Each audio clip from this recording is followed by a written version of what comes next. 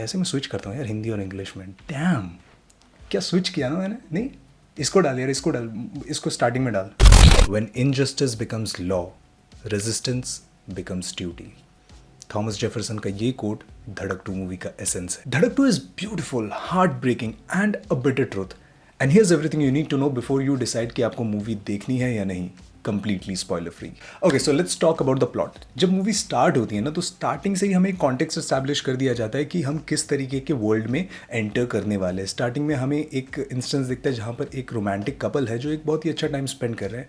Then suddenly gate पर घंटी बजती है एंड एक डिलीवरी बॉय आता है। Everything is good till this point, and उसके ठीक नेक्स्ट पॉइंट पे ही things take a sudden shift, और आपको मूवी के टोनालिटी के बारे में पता चलता है कि किस तरीके से based on a particular caste कैसे डिस्क्रिमिनेशन किया जाता है, और वो कैसे एक ईवल टर्न ले लेता है जहाँ पर आप किसी की लाइफ को आप एलिमिनेट कर देते हो। Then we get introduce to characters Nilesh and Vidhi. So Nilesh का character is played by Siddharth Chaturvedi, वो ढोल बजाता है अपने दोस्तों के साथ, and his mother wants him to become a lawyer. वही दूसरी तरफ विद्धि का कैरेक्टर प्ले कर रही है तृप्ति दिमरी, जो कि एक प्रिविलेज्ड और मॉडर्न अपब्रिंगिंग से बिलोंग करती है, और विद्धि और नीलेश दोनों सेम कॉलेज में पढ़ने जाते हैं। So basically right from the moment जब नीलेश लॉ कॉलेज में एडमिशन लेने जाता है, उसका जो पहला इंटरव्यू होता है, वहां से लेकर उसकी डे टू डे जो भी लॉ कॉलेज में एक्टिविटीज होती है, थ्रू आउट द प्रोसेस उसको हमेशा हर कदम में कुछ ना कुछ डिफिकल्टी का फेस करना पड़ता है, डिफिकल्टी का सामना करना पड़ता है, because of his cast, because of who he is, and उसकी आइडेंटिटी को बार बार क्वेश्चन किया जाता है, उसको बार बार याद दिलाया जाता है कि उसकी आइडेंटिटी क्या है। एंड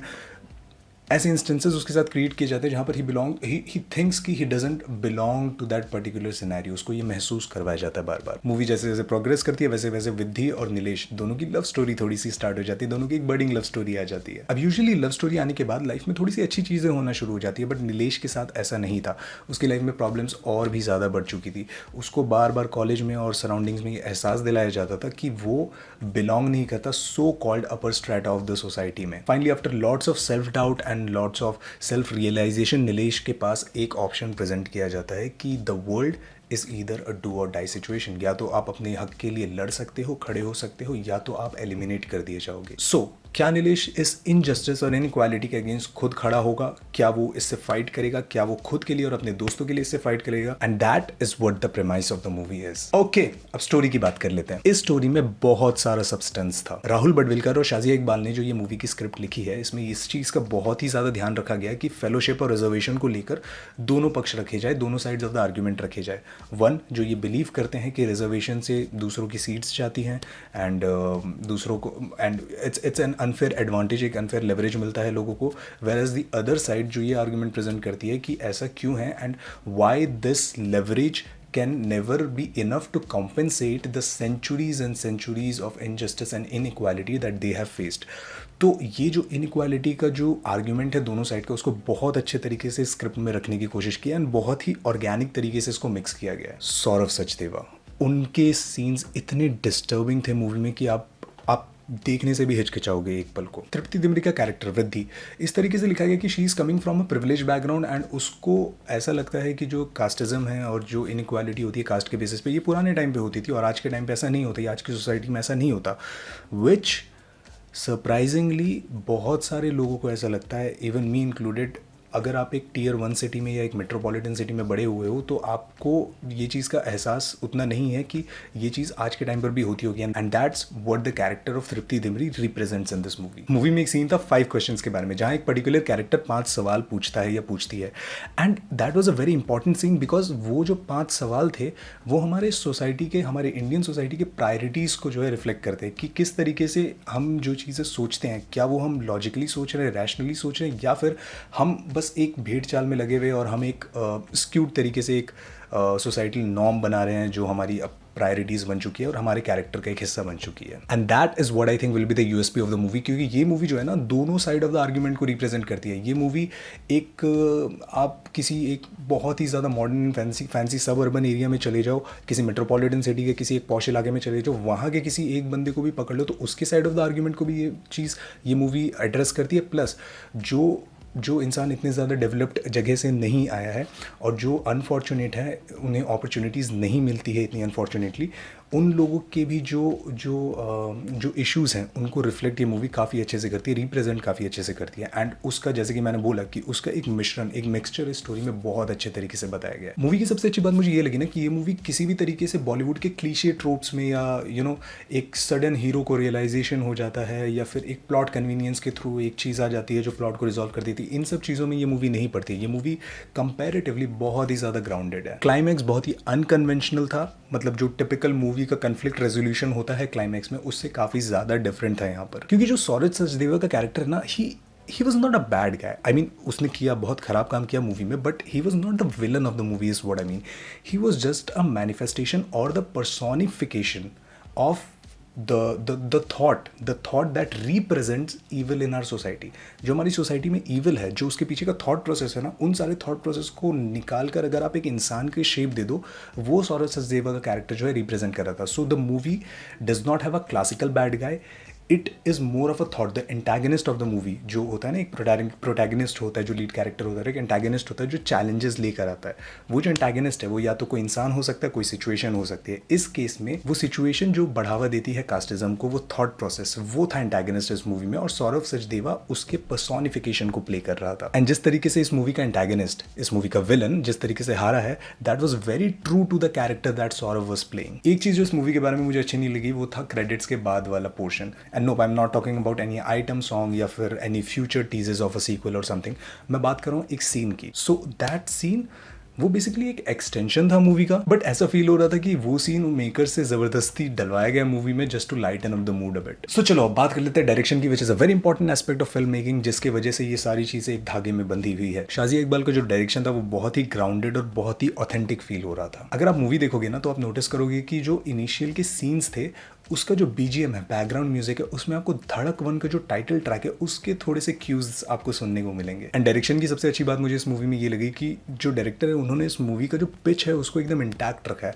बहुत आसान होता है मूवी में आप थोड़े इधर से उधर निकल जाओ, या बहुत ज़्यादा हाई पिच कर दो या लो पिच का मतलब बेसिकली मैं ये कहना चाहता हूँ कि मूवी का जो एक जॉनर होता है, एक फील होता है ना, एक थीम होता है, वो इधर से उधर नहीं गया। मूवी ने अपनी जो लेन पकड़ी थी उसी लेन पे मूवी गई है, और सारे जितने भी रेस्पेक्टिव डिपार्टमेंट्स है फिल्म मेकिंग के, चाहे प्रोडक्शन डिज़ाइन हो या म्यूज़िक हो या आपका एक्टिंग हो, सारी चीज़ें एक पर्टिकुलर कोहेरेंट फ्लो में एक तरीके से मिलजुल कर एक समानांतर रूप में बढ़ी हैं आगे। अब ये जो पॉइंट मैं बोलने वाला हूँ ये डायरेक्शन पे तो नहीं है, but more of a production design वाली चीज़ है कि जो मूवी में जो कलर ब्लू है उसको इतने अच्छे तरीके से रिप्रेजेंट किया गया है, उसको इतनी इंटेलिजेंटली प्लेस किया गया है कि आई फील, हाँ, और ये मेरा पर्सनल ओपिनियन है कि ब्लू कलर को ना इन्होंने एज अ कैरेक्टर ट्रीट किया है।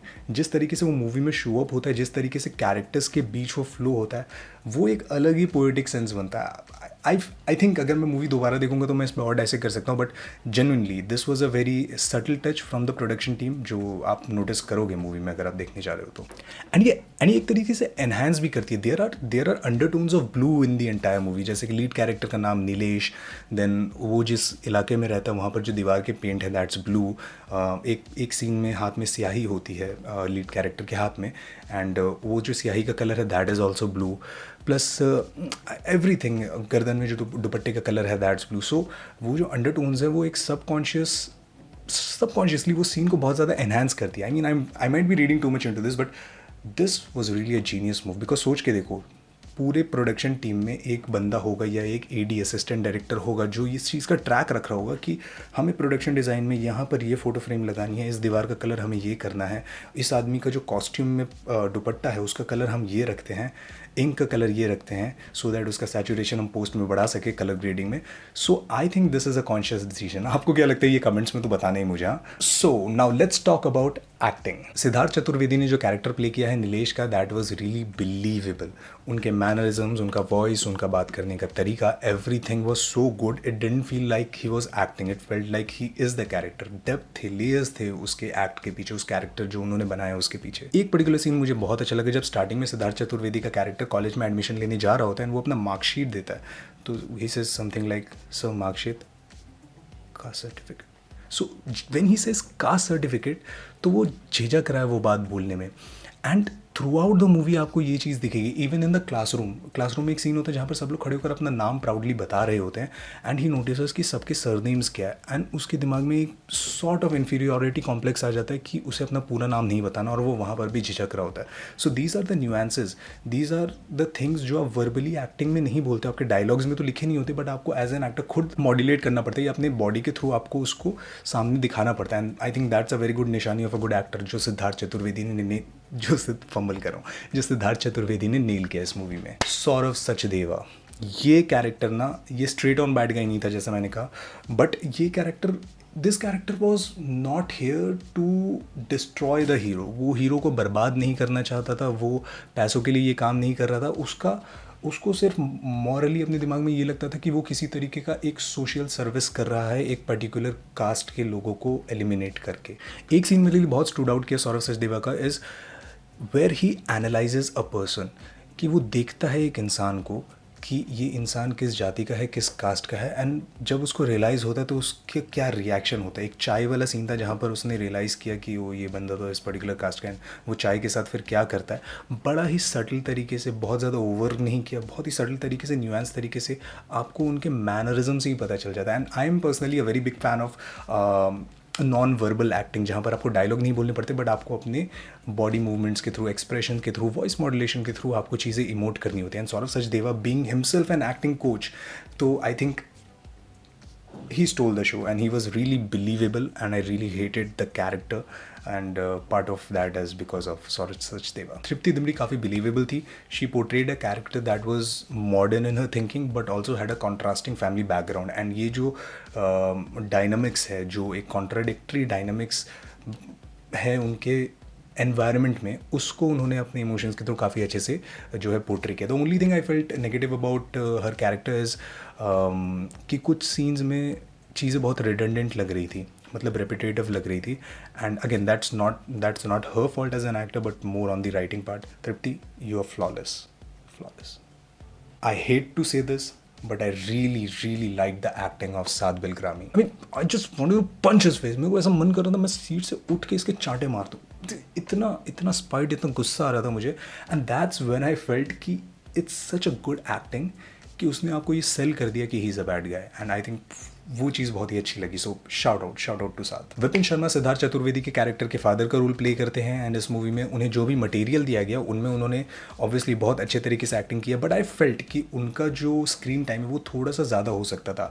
आई mean there could have been a scene, एक हार्ट फेल्ट सीन बिटवीन उनका कैरेक्टर, बिटवीन विपिन शर्मा का कैरेक्टर एंड सिद्धार्थ चतुर्वेदी का कैरेक्टर. एक फादर सन डायनामिक और एक यू अंडरस्टैंड मैं किस तरीके की सीन की बात करूँ. एक हार्टफेल्ट सीन होने, कॉन्वर्सेशन होना चाहिए था जहाँ पे दोनों की एक्टिंग प्रोवेस को पूरी तरीके से दिखाया जाए, तब ऑडियंस को थोड़ा और मज़ा आता. But I am not sure about you, but I felt कि we should have seen more of Vipin Sharma in this movie.